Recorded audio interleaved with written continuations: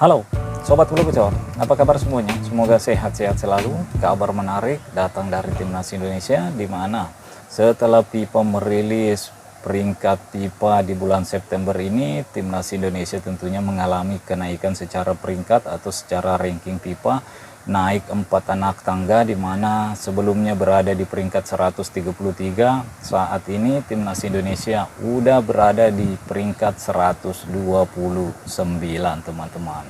Ini tentunya tak lepas dari hasil bagus yang didapatkan oleh Timnas Indonesia di kualifikasi Piala Dunia putaran ketiga zona Asia, mampu menahan imbang Timnas Arab Saudi di kandangnya dan mampu menahan imbang Timnas Australia ketika bermain di Stadion GBK.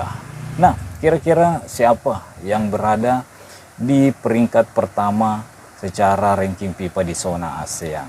Di peringkat pertama zona ASEAN tentunya ada Timnas Thailand yang udah masuk ke 100 peringkat FIFA, naik 1 anak tangga. Ini tentunya tak lepas dari kemenangan Timnas Thailand atas Timnas Vietnam di laga FIFA Matchday kemarin, teman-teman. Sementara Vietnam yang kalah kemarin atas Timnas Thailand harus mengalami penurunan 1 anak tangga dari 115 ke 116. Ya, di urutan ketiga ada Timnas Indonesia peringkat 129, di mana sebelumnya peringkatnya 133, dan di peringkat keempat tentunya ada Timnas Malaysia yang juga mengalami kenaikan 2 anak tangga, di mana sebelumnya di 134 dan saat ini berada di 132.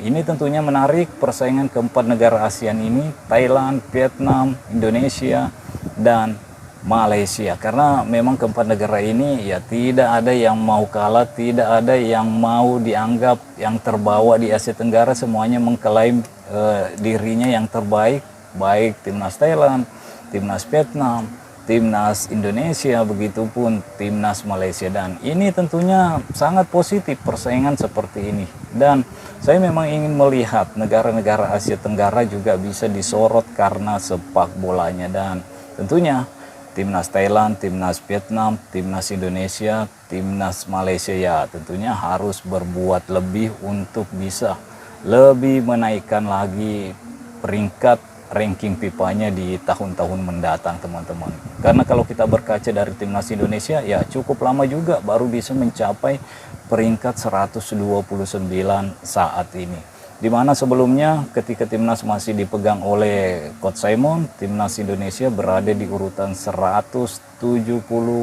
atau 174, dan Sintayong udah masuk memperbaiki beberapa yang harus diperbaiki dengan pemain-pemain diaspora juga yang bergabung. Ya, kita udah melihat progres ranking FIFA Timnas Indonesia udah semakin naik dan saat ini udah menembus 129, dan tentunya ini tidak mudah, apalagi banyak proses yang harus dilalui, banyak rintangan demi rintangan yang harus dilalui oleh Coach Sintayong bersama Timnas Indonesia bisa mencapai peringkat 129 ini, dimana setelah menggunakan pemain-pemain diaspora tentunya banyak juga yang pro dan kontra terhadap pemain-pemain diaspora ini, teman-teman. Jadi ini sebenarnya tidak perlu dibahas lagi karena kita udah melihat bagaimana progres Timnas Indonesia bersama pemain-pemain diaspora saat ini yang mengisi skuad Timnas Indonesia. Makanya kalau masih ada pemain-pemain yang berdarah Indonesia di luar negeri sana yang benar-benar ingin membela Timnas Indonesia, ya kenapa tidak? Dan tentunya kita juga tidak lupa mengingatkan PSSI untuk membangun juga pesepak bolaan usia muda kita, teman-teman. Itu yang kita harapkan. Dan ya saat ini memang udah ada juga sih bagaimana kita melihat timnas U17 kita, timnas U20 kita juga lumayan progresnya.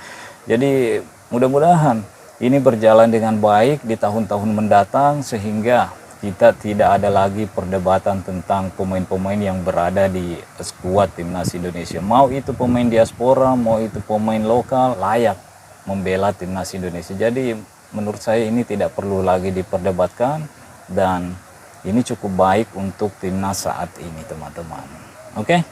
Dan selanjutnya saya akan melanjutkan di peringkat kelima. di zona ASEAN secara ranking FIFA tentunya ada Filipina yang berada di 148, di peringkat ke-7 ada Singapura yang berada di peringkat 161, dan di peringkat ke-8 ada Myanmar dengan peringkat 167, di peringkat ke-8 ada Kamboja yang berada di peringkat 180, dan di peringkat ke-9 tentunya ada Brunei. Brunei juga mengalami lonjakan yang cukup signifikan secara ranking FIFA di bulan September ini, di mana Brunei naik 7 peringkat, teman-teman.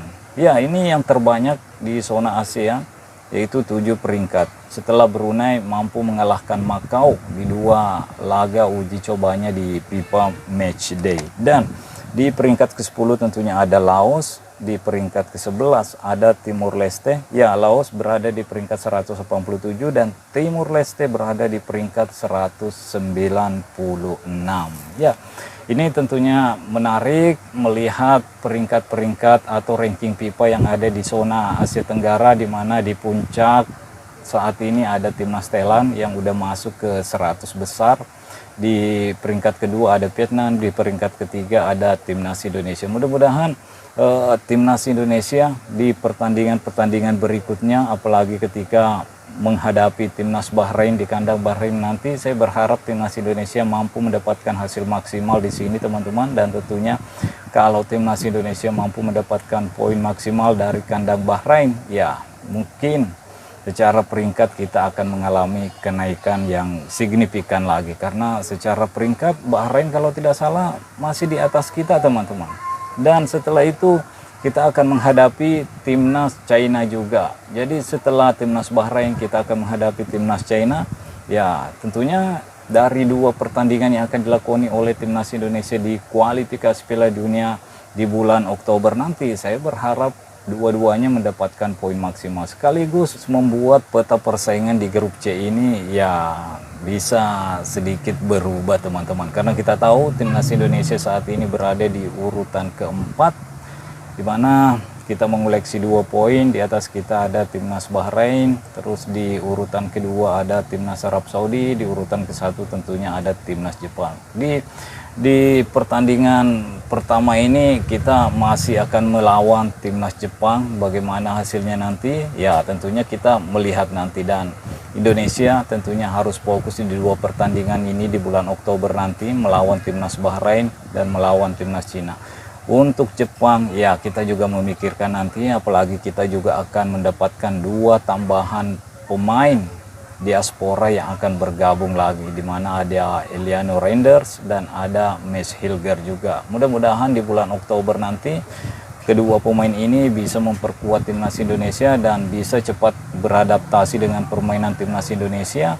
Ya, kita akan menunggu hasilnya, dan sekali lagi saya berharap timnas Indonesia mampu mendapatkan 3 poin dari Bahrain dan 3 poin dari China. Kita udah mengumpulkan 8 poin, dan mudah-mudahan negara-negara lain seperti Australia dan Arab Saudi juga mengalami hasil yang kurang baik di pertandingannya nanti di bulan Oktober.